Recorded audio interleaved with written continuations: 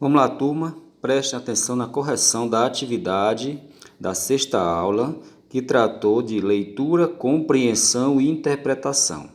Turma, atenção aqui na primeira habilidade da questão 1.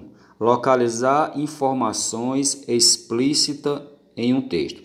Sabemos que os textos apresentam algumas informações que são encontradas mais facilmente a partir de uma leitura atenta no texto, ok? Então, há perguntinhas que basta fazer uma leitura atenta, você identifica a resposta. Na questão a seguir, exemplificamos como você pode identificar esse tipo de informação. Vamos lá, turma. Smartphone é o melhor amigo de 49% dos adolescentes. Pesquisa aponta que, deste total de 36%, priorizam o aparelho em vez de passar mais tempo com os amigos de carne e osso, a família ou pessoas importantes. Esse cenário traz um alerta à sociedade sobre o limite do uso das tecnologias e no que isso pode ser prejudicial às relações interpessoais, por se tratar de uma geração que já nasceu inserida em um mundo conectado 24 horas por dia. Não vou ler o texto todo, turma, para o vídeo não ficar longo. Primeira questão. De acordo com o texto, podemos afirmar que o smartphone é o melhor amigo de 36% dos adolescentes. A pesquisa aconteceu na Universidade de Harvard. Foram investigados os comportamentos e hábitos de utilização do celular de diferentes gerações. A pesquisa ouviu jovens do mundo inteiro. Turma, resposta correta aqui, item C, certo? Foram investigados os comportamentos e hábitos de utilização do celular em diferentes gerações, certo? Alguém poderia marcar o item A, porque observou logo no início aqui, mas a resposta, tá? Ela não vem apenas numa linha. Você tem que ler o texto e observar aí o contexto aqui. Observar todo o texto, tentando identificar formular uma informação global do texto. Foram investigados os comportamentos e hábitos de utilização do celular em diferentes gerações. Vamos lá para a questão 2, para a segunda questão, turma. Veja a habilidade que vai trabalhar nessa questão. Inferir o sentido de uma palavra ou expressão, ou seja, você entender o significado das palavras que compõem o texto, porque é através das palavras que o texto tem sentido. É através das palavras que se vai dando sentido ao texto. Então vamos lá. Caro aluno, os textos nem sempre apresentam palavras ou expressões em seu sentido literal, ou seja, como está no dicionário. Muitas vezes elas estão no sentido conotativo, no sentido figurado, ou seja, no sentido figurado. Para se compreender o sentido figurado de uma palavra ou expressão, é necessário analisar o contexto, ou seja, para você às vezes entender o sentido de uma palavra, é preciso você ler o texto e entender esse texto, certo? Então vamos para a questão. Os cearenses. Quando cheguei ao Ceará, há uns 10 anos, tive, logo nos primeiros dias, uma surpresa. A moça que trabalhava para mim me disse que ia rebolar no mato. O quê? Pensei. Rebolar no mato? Não fazia muito sentido ela ir rebolar os quadril no meio de um matagal. Foi então que entendi. Ela ia jogar no lixo alguma coisa. Fiquei fascinado com a perspectiva de conhecer novas expressões e palavras. Ontonte, arengá, cabra atarrachado. Aprendi o que é botar boneco, bonequeiro, batoré, berel, só para mencionar algumas começadas com a letra B. E me encantava com as expressões que eu via. Jumento sem mãe, que significa um pobre coitado, um Zé Ninguém. Mangá de alguém ou zombar. E a expressão que mais me espantou, bonito para chover, é que nas bandas de lá, onde fui criada, um dia chuvoso é feio, triste, e é belo o dia límpido do céu azul, sem nuvem. Acabei descobrindo que no Ceará existe uma língua local, dialeto. Cearense também deve haver um sentimento de honra regional, de querer reconhecimento e respeito. Vamos para a pergunta. A expressão bonito para chover no cearense significa que o céu fica mais bonito quando chove? O céu cearense é mais bonito do Brasil? O povo cearense gosta de chuva? A chuva é um fenômeno comum no Ceará? Turma, preste atenção. Você poderia confundir aqui com o item A. O céu fica mais bonito quando chove. Mas a resposta certa aqui, turma, é o item C. O povo cearense gosta de chuva. Ok? É preciso ler com atenção. Vamos lá para a próxima questão. A próxima questão vai trabalhar o seguinte, ó.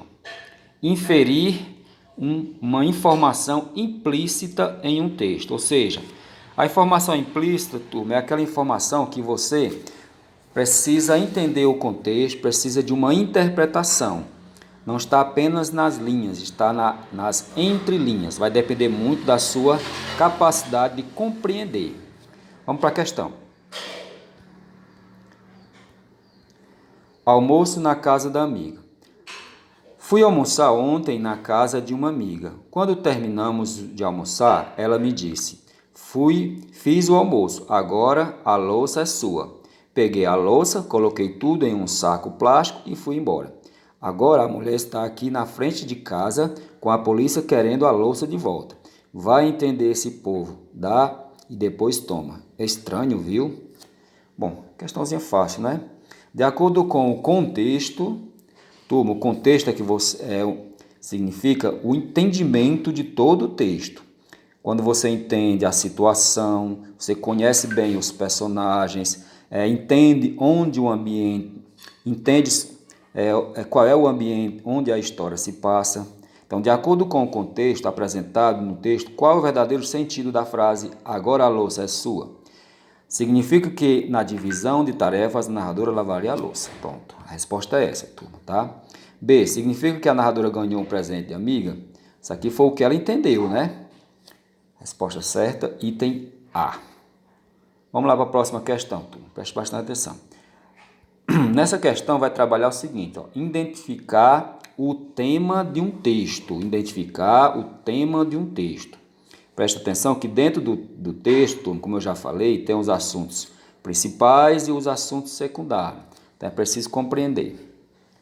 Ó, caro aluno, você já deve ter percebido ao longo de nossos estudos que para compreender um texto precisamos ir além da tradução das palavras que o compõem, pois a interpretação correta depende também de informações que não estão explícitas no texto.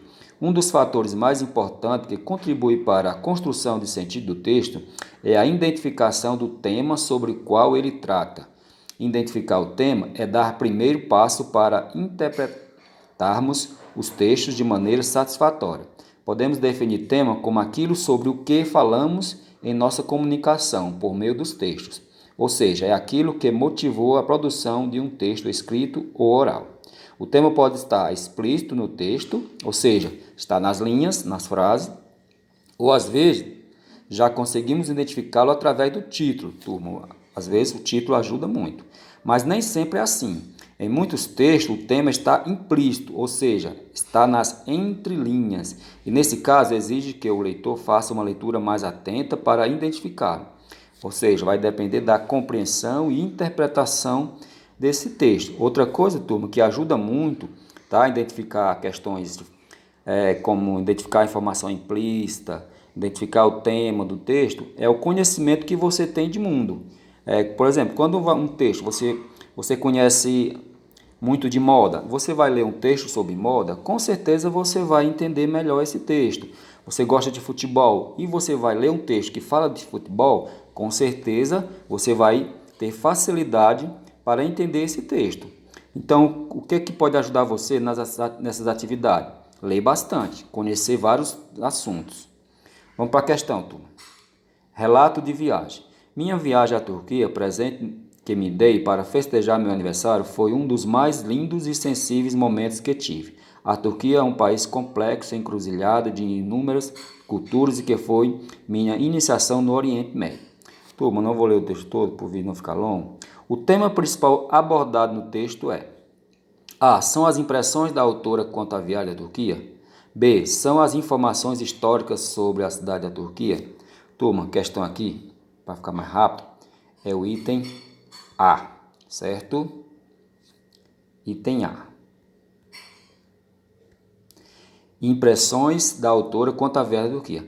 Ah, professor, mas se eu não me engano, eu ouvi no texto falando sobre as informações históricas. Bom, isso são informações secundárias. Motivos que levaram a autora à Turquia? Também tem essa informação, mas é uma informação secundária. Certo? Próxima questão. Distinguir fato e opinião relativa ao fato. Esse aqui você já conhece bastante, tem um texto aqui, vamos para a questão logo. Segundo o texto, qual a opinião dos descobridores sobre o sapo da montanha Skidry? Não sei se a pronúncia é essa, mas vamos lá, turma. Turma, essa é um tipo de questão que, se você conhecer bem essa habilidade, identificar fato e opinião relativa ao fato, você consegue responder até sem ler o texto, claro. O ideal é ler o texto, mas como aqui é uma correção e o vídeo não pode ficar longo, vamos lá. Ele tem 7 centímetros de um focinho pontudo. Fato, certo? É roxo e apareceu nas colinas da Índia. Fato. Sua cabeça é meio pequena para o corpo. Fato. É o bicho mais bonito do mundo. Opinião. Ok?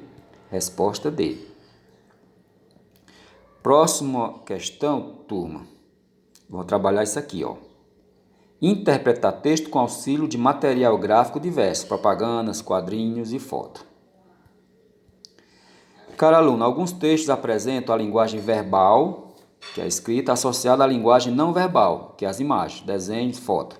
Por exemplo, propagandas, tiras, charges, fotos, desenhos, esquemas, gráficos, tabelas. Esses textos são chamados de textos multimodais e estão cada vez mais comuns em nossa sociedade. Vamos para a questão. Observe a fotografia abaixo. Temos um homem aqui, turma, alimentando o urso panda. Ou não é o urso panda? Não, não é o urso panda, turma. Vamos lá. A legenda mais adequada para a fotografia é: A industrialização chega à floresta. A relação prejudicial entre o ser humano e os animais. A domesticação dos animais silvestres. A preocupação do ser humano com as necessidades dos animais. Fácil, né, turma? Questão D. Ok? Vamos para a próxima. Próxima questão vai trabalhar identificar a finalidade de textos de diferentes gêneros. Identificar a finalidade de textos de diferentes gêneros. Caro aluno, sempre que nos comunicamos, seja através do texto escrito ou de textos orais, há sempre uma intenção que acompanha os textos que produzimos, mesmo quando a conversa é boba e sem sentido ou quando a piada é despretensiosa. Todo texto, todo gênero textual, pessoal, tem a sua finalidade. É preciso compreender isso, certo? Então vamos lá, o texto abaixo é um cartaz que tem como principal propósito comunicativo. Vamos dar uma olhadinha no cartaz. Está tudo bem, você pode pedir ajuda. Ok? Aí tem aqui o nome bem no canto. É preciso prestar atenção a todas as informações. Bullying é crime, é coisa séria, é preciso ser evitado. Tem essas informações aqui. Olha a imagem, o homem triste. E veja o balão, turma. O homem sem nada. Tudo isso tem um significado. A. Informar sobre os tipos de bullying. Distinguir sobre as causas do bullying. Alertar sobre a criminalização do bullying. Conscientizar a vítima de bullying e buscar ajuda. Opção D, turma. Conscientizar a vítima de bullying e buscar ajuda. Está tudo bem? Veja aqui, ó. Está tudo bem. Você pode pedir ajuda. Aqui ajuda muito na resposta, não é isso? Turma, vamos lá. Última questão, se eu não me engano. Identificar o conflito gerador do enredo. É aquilo que impulsionou a história, turma. Ok? Identificar o conflito gerador do enredo. Deixa eu ler um pouquinho sobre esse. E elementos que constroem a narrativa. Cara aluno, a narração é um tipo textual. A narração é um tipo textual, não é um gênero, tá, turma? Pode estar presente em diversos gêneros que circulam na sociedade. Vamos lá, uma amizade sincera. Não vou ler o texto, o vídeo já está muito longo. Qual o conflito de como uma amizade sincera? Qual o conflito do conto Uma Amizade Sincera? Turma, resposta aqui, entender. Os amigos não tinham mais assuntos em comum para discutir. Entender. Certo? Não é que fôssemos amigos de longa data, conhecemos-nos apenas no último ano da escola. Desde esse momento estávamos juntos a qualquer hora. Há tanto tempo precisávamos de um amigo que nada havia que não confiássemos um ao outro. Chegamos a um ponto de amizade que não podíamos mais guardar um pensamento. Um telefonava logo ao outro, marcando o encontro imediato. Depois da conversa, sentíamos-nos tão contentes como se não nos tivéssemos presenteado a nós mesmos. Esse estado de comunicação chegou a tal exaltação, que no dia em que nada tínhamos a nos confiar, procurávamos com alguma aflição um assunto. Já nesse tempo aparecem os primeiros sinais de perturbação entre nós. Às vezes, um telefonava, encontrávamos-nos e nada tínhamos a nos dizer. Pronto, aqui foi onde deu a partida para a história. Ok, turma? Corrijam aí.